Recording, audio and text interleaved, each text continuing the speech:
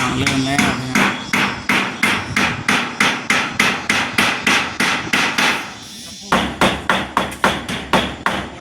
หัวเชี่ยวแล้ววันนี้ไว้เด้อ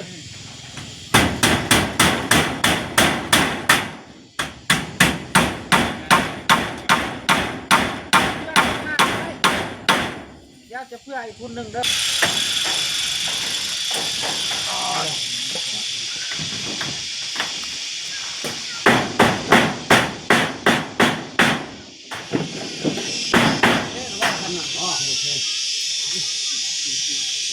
สองคนก็โอเคเลยหนึ่งก็ฟังแล้ว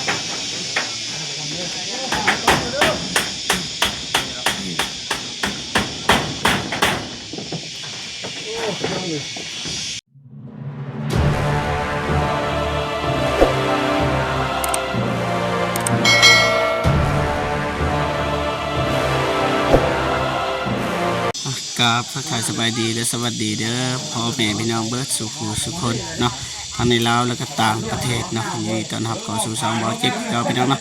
ตอนนี้ทีมงานเฮาก็สิมุงให้น้องซาลีแล้วพี่น้องเนาะสิมุงบาทให้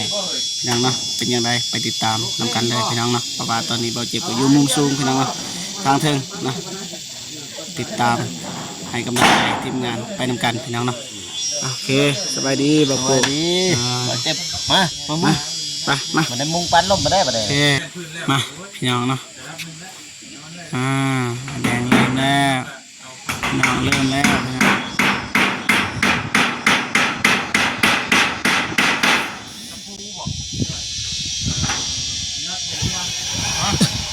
ไอ้โบ้หนอดหัวโอ้ตายแล้วมาเว้ยน็อตมันที่มีน็อตตัวเป็นหัวยางแบบนี้หัวเป็นนี่แหละ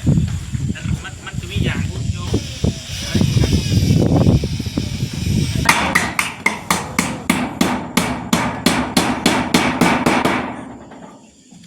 ก็เดี๋ยวผมเศร้าดิเศร้าแล้วเจ็บเอาได้แล้วเป็นคนที่ใส่ปันลงใส่เลยคุณใส่ไปเลยเนาะใส่ไปเลยใส่ไปได้ไม่จะมุ้งไปข้างหน้าก็ได้มุ้งไปได้เดือบผลมากไม่ได้ชดเลยนะ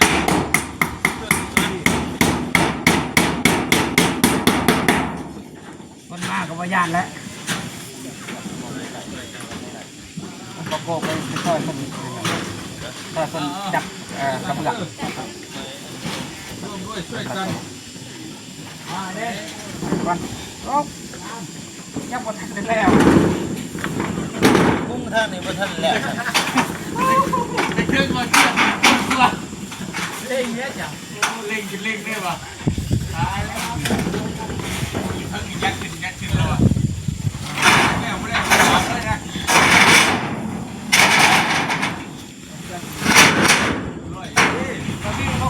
เก็บประกาศซอยไปในงานแบบนี้พี่น้องยานอยู่เทิง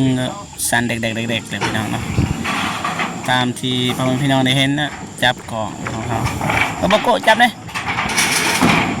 ไอ้แดงเอาลงก่อน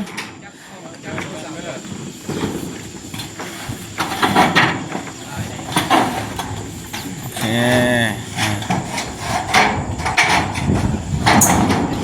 เขาเดียวพี่น้องแผ่นใหญ่นะ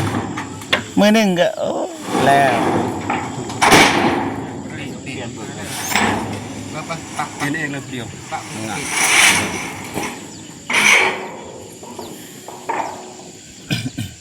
อ๋อเสียวขนาด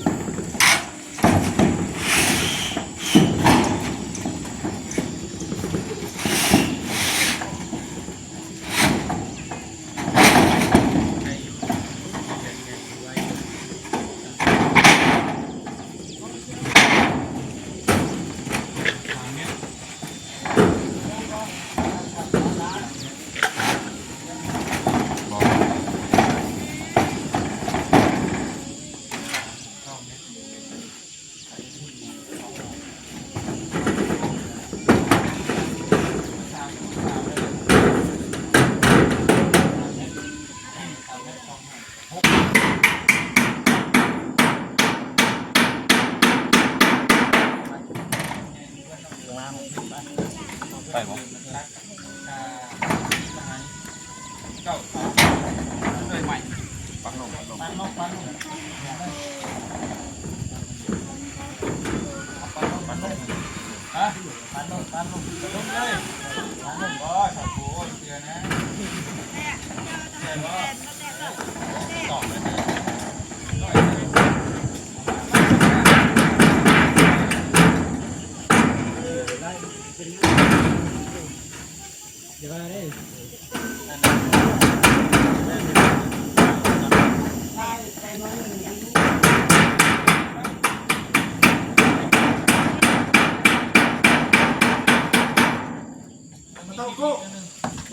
ทางนี้เลยจัดไปแน่ทางนี้เลยจะมีกระสุนเป็นจริงเป็นได้ป่ะครับ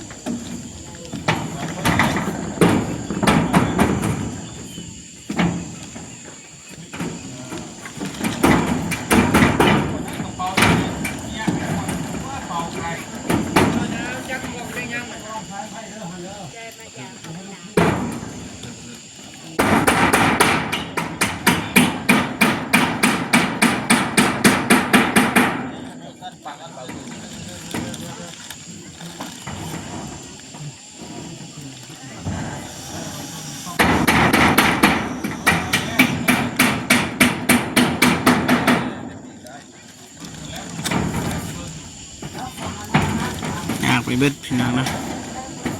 มันบ่เห็นเส้น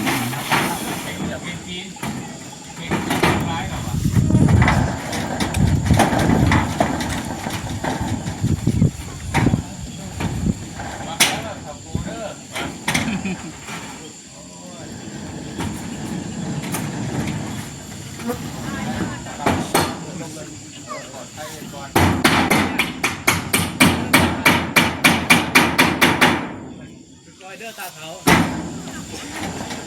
ก็คือทำเฮ้ย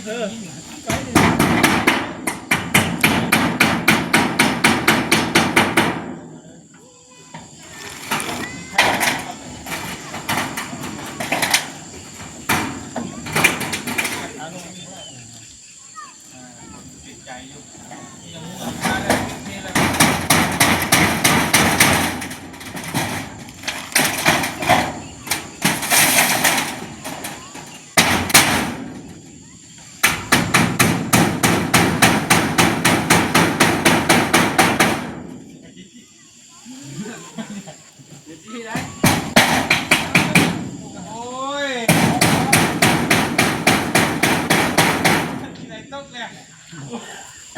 หัวรุดแล้วโอ้ยโอ้คักหัวรุดแล้วใกล้แล้วบ้านน้องสลีบาทนี่มุ่ง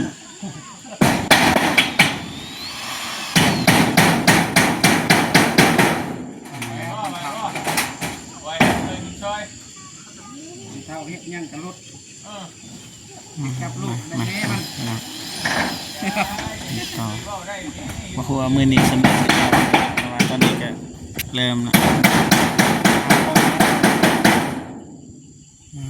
ไปลุ้นไป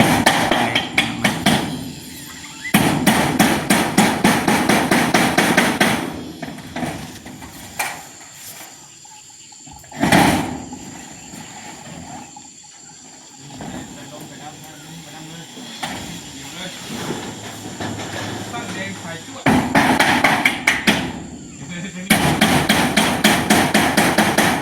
เย็นเด้อท่านได้แล้วเด้อยังท่านแล้วเลยต้องกดบอกไม่ไหวอยู่บ่ให้ตอก2 คนได้บ่ไปพี่น้องบ่เจ็บสิตอกนะโอ้โหมันสีได้หรือบ่พี่น้องนะแต่ว่ามันบ่มีคนจับกล้องพี่น้องเห็นเกาะหันนะต่อยังไงมาพร้อมพี่น้องเอาเจ็บสิตอกก่อนอันนี้ตอกเป็นหรือบ่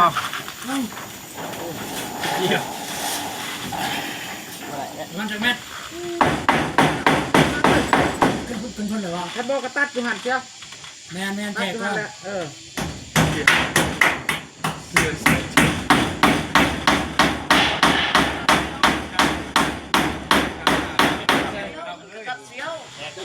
จักที่เฮา ซัมซังกะซี่นี่เลย นั่นแหละพกก็ลงเลยจักเม็ดเลย บอลามจักเม็ดสั่ง4สั่นเหรอก ะซี่นี่จังแม่นไอ้น้อง 4เม็ด4เม็ด4เหรอ นั่นแหละ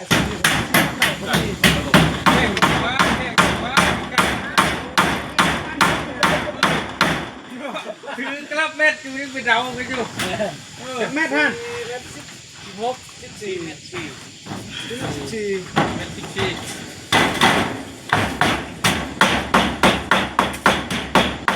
ข้างหัวเชี่ยวนะวันนี้ไว้เด้อ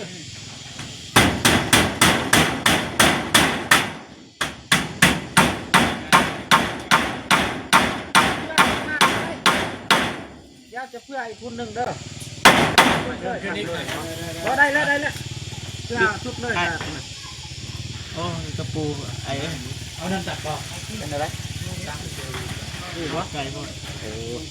มันเอามีดตัดบ่ เอา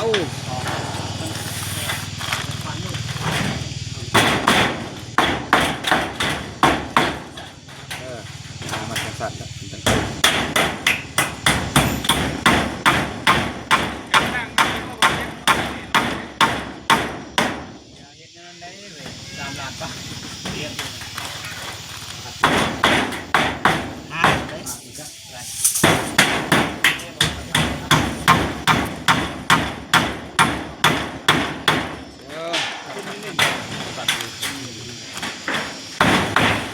มาแล้ว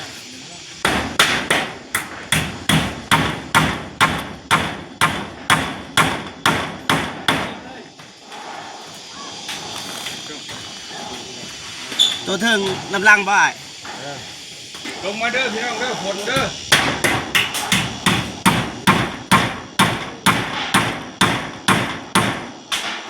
สับตก เ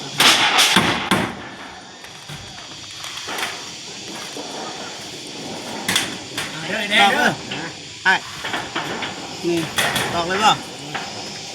เดินประตูต่อเลย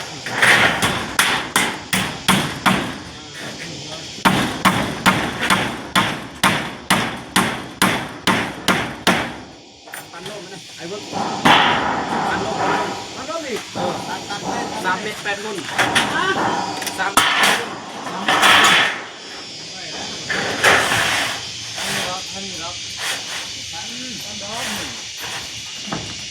เรือ พอดีเลือดทางนักกายามันแล้วตกไปเลย ตอกเลยป่ะ ออกเลยโอเคเดี๋ยวกันเด้อเริ่มกันต้องเริ่มกัน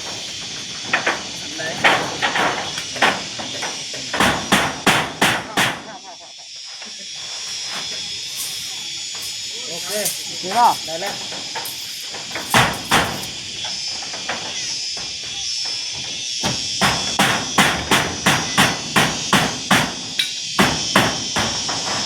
บ่คือบ่ถึงคือจะว่ามันบ่ขาด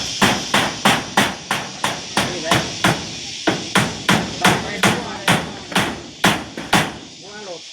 นี่ เอาของเขาตอกได้อ่ะ นะ ตอกก็ได้บ่ ต้องก็ได้ต้องรถมันดี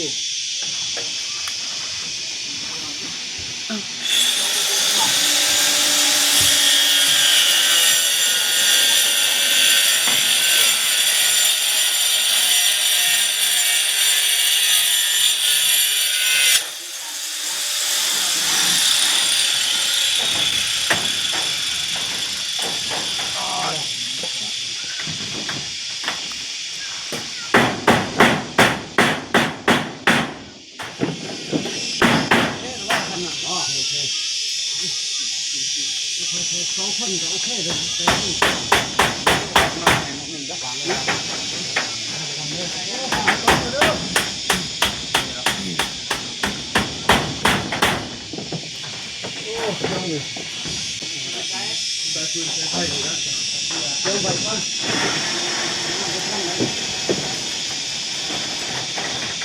อ๋อเสียวดิ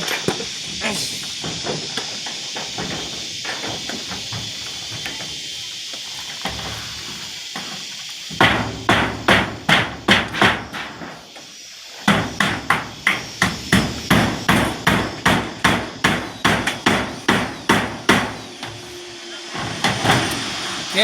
พี่น้องเนาะ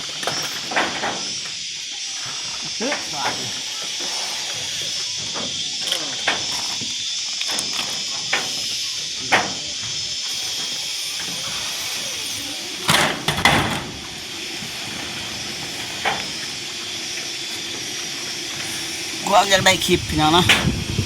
อยากได้คลิปแน่อยากเฮ็ดแน่พี่น้องคนกันมันก็เลยอยากไปเบิดพี่น้องเนาะเสื้องามพี่น้องเสื้อไม่พิมพ์นี่เสื้อให้บอเจ็บพี่น้องเนาะนี่เปิดโตเลยคนใส่บอลอแต่คนให้งามพี่น้องเนาะพี่น้องด้านล่างตกแล้วพี่น้องเนาะตอนนี้ก็ตกอยู่แง่ๆหน่อยนึงแต่ก็บ่เป็นหยังพี่น้องเนาะก็สิเกียมลงแล้วบัดนี้พี่น้องเนาะคันบ่ตกก็สิอยู่ต่อพี่น้องเนาะพี่น้องตกแล้วลงกันเด้อบาทนี่ลงลงก่อ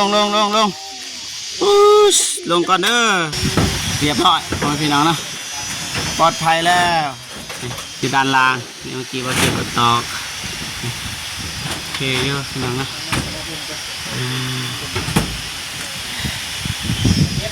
โดยโอ้ ยังหมดลุยเลยนะแน่นอนค่ะ เราเลยครับ มา เทือนมัน ไอ้แดงพักกันบ่ มันกระเทือนแทน กระเทินอีกกระเทินนี่ ปิ้วเออ โอ้เขาว่าเชียวนั่นก็คุบท้าเฮ้ย แม่เอาว่ากรุบ ใช่ เอาคุบมาใส่ก็ได้ มาใส่ก็ได้ เอาเมียแรก อย่าเว้ยเอาคุบไปเลย คุบมาแน่ คุบหน่อยกับกูเนี่ยนี่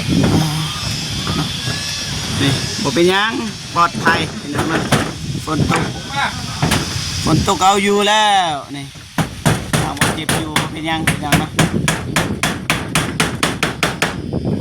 อันนี้ มานุ่งสบายดีเด้อ สบาย เด้อบอกกูครับเนี่ย เอ้าเศร้าระบาดนี่ เศร้าเลย เศร้าเลย เศร้าตก เขาตก โอ้ยตัวทอนคนคิดตัวปลามีกระเลื่อนแน่เมื่อได้เบียกพี่น้องนะขำมือติดตื้อ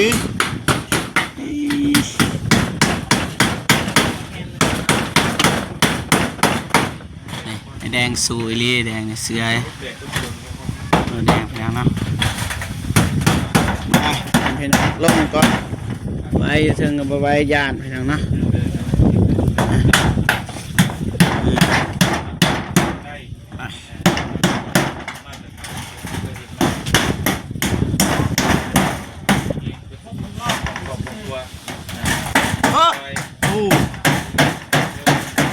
เกือบพี่น้องเลยใส่เกียร์ถอยก่อน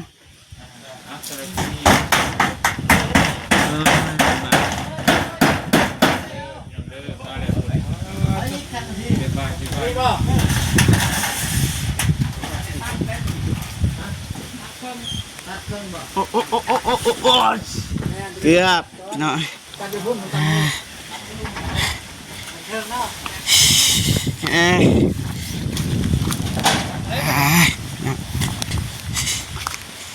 นี่มุงแล้วนี่มุงแล้วพี่น้องกี่วันเจ็บมันตอกน้ำพี่น้องบ่เป็นแต่ว่าอยากซอยพี่น้องนะโอเคคลิปเราเจ็บกับประมาณนี้พี่น้องนะมาเอาสังกะสีขึ้นพี่น้องนะกับประมาณนี้นะกันเลยขอบคุณนะคนใหญ่ใจดี FC ทุกท่านที่เข้ามาให้กำลังใจเบาเจ็บแล้วก็เบิ่งคลิปเบาเจ็บตลอดมาเลยเพราะว่าตั้งแต่เฮ็ดคลิปมาพี่น้องเนาะว่าคลิปน้องเดิมน้องเซรีคุณยายอยู่ดีก็ซัพพอร์ตทุกอย่างพี่น้องเนาะแต่ว่าตอนนี้ฝนตกพี่น้องเนาะ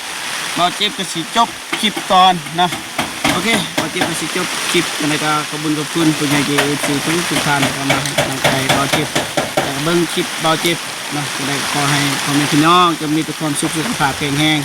ประสบผลสำเร็จในหน้าที่การงานไปที่ใดก็ขอให้ปลอดภัยเพื่อสุขนะเอาคลิปนี้เราเจ็บก็สิจบวันนี้เลยนะพบกันคลิปหน้าเนาะสำหรับคลิปนี้ขอกล่าวคำว่าสบายดีเด้อบ๊ายบายพี่น้องเนาะ